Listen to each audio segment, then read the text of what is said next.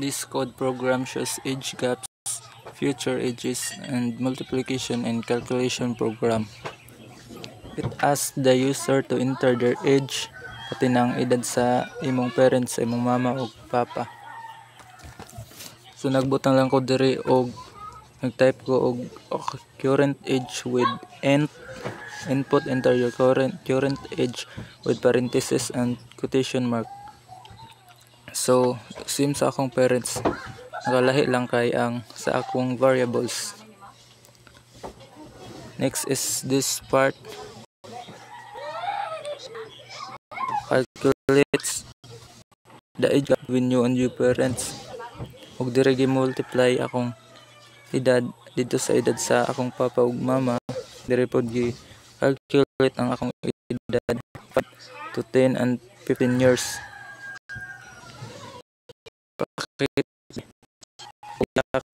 Pag imong gap sa gi-multiply ko dire ang imong edad dito sa edad sa imong mama ug imong papa. And this is the result.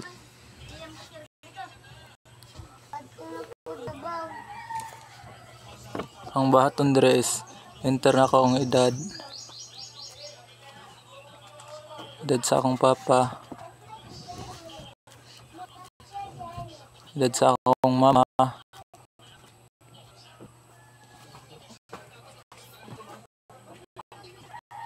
so nakita na.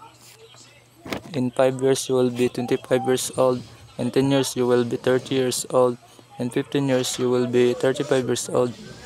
Then when I multiply my age by father's age, the result will be 820. When I multiply my age by my mother's age, the result will be 820. Then when I multiply my age by my mother's age, the result will be na to. In half my age ago, I was 10.0 years old. Mara to.